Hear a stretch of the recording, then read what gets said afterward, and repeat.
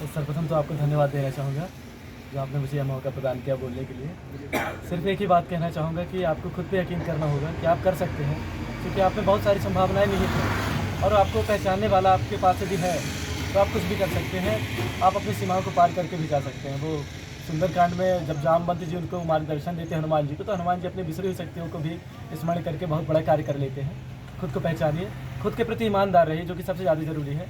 और वातावरण का बहुत ज़्यादा योगदान होता है। जैसे कि वातावरण एक साउंड साइकोलॉजी होती है कि यदि कोई 3 सेकंड का गाना बाहर बजता है, एक कोई दुखी वाला सॉन्ग है, एक कोई हमको जो मोटिवेट करता है, तो जो हमारा कम समय में हमको इतना मोटिवेट कर देता है, इतना हमारे प्रभाव डाल देता है, तो जो हमने साउंड अपने अंदर बहुत वर्षों से चला रखा है कि हम ये नहीं कर सकते हैं, हमारा तो ये अच्छा नहीं है, हम तो उससे कम है, उसका तो ये अच्छा है, तो सबसे पहले हमको अंदर का वो जो नकारात्मक भरा हुआ है उसको बाहर निकालना होगा।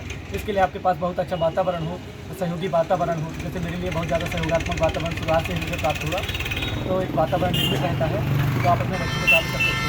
अच्छा, आपकी प्राथमिक शिक्षा कहाँ से हुई थी और हायर एजुकेशन कहाँ से हुआ था? सर, प्राथमिक शिक्षा मेरी 2 चरणों में पूरी हुई है जी। शुरुआत मेरे मामा जी के यहाँ से हुई है, रीवा में, रीवा जिले के छोटे से गांव से, बिही गांव से।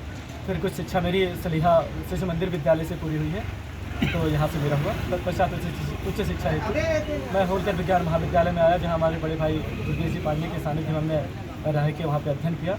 हमारे छोटे भाई बहन बालकृष्ण पांडे हैं, अंजलि पांडे हैं, रामेश्वर पांडे बड़े भाई हैं, आदित्य प्रकाश पांडे जी हैं। इनका विशेष योगदान है, उस कक्ष में एक सकारात्मक वातावरण निर्मित किया। इसके लिए मैं बहुत जितना धन्यवाद करूँ उतना ही कहूँगा। अभी जो बच्चे प्रतियोगी परीक्षाओं की तैयारी कर रहे हैं, इनके लिए क्या कुछ सजेस्ट करना चाहेंगे आप? कौन से न्यूज़पेपर उपयोग करना चाहिए और कौन सी बुक वगैरह बेस्ट रहेगी इनके लिए? और जो पढ़ाई का रूटीन रहता है, किस प्रकार से इनको करना चाहिए? तो सबसे पहले तो ये कहना चाहूँगा कि प्रत्येक परीक्षा का एक निश्चित पाठ्यक्रम होता है, जो कि वो रहबर होता है, मार्गदर्शक होता है। आपको उसको फॉलो करना चाहिए और प्रत्येक की अपनी अलग अलग स्ट्रेटजी होती है, परंतु हम लोग उसमें कॉमन चीज़ देखें तो होती है सततता। सततता बहुत ज़रूरी होती है, क्योंकि यदि आप एक बार कहीं पीछे रह जाते हैं तो फिर लंबे समय तक आप उसको कवर नहीं कर पाते हैं, तो दिक्कत हो जाती है।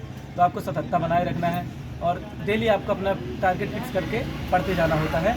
और पाठ्यक्रम सबसे ज़्यादा ज़रूरी है। पुराने प्रश्न पत्र हमारे लिए बहुत ज़रूरी होते हैं, जो कि हमारे आयोग की वेबसाइट पर प्राप्त हो जाते हैं, तो वहाँ से हम देख सकते हैं। जी, शुभ नाम बता दीजिए अपना। सर, मेरा नाम प्रियांशु पांडे है।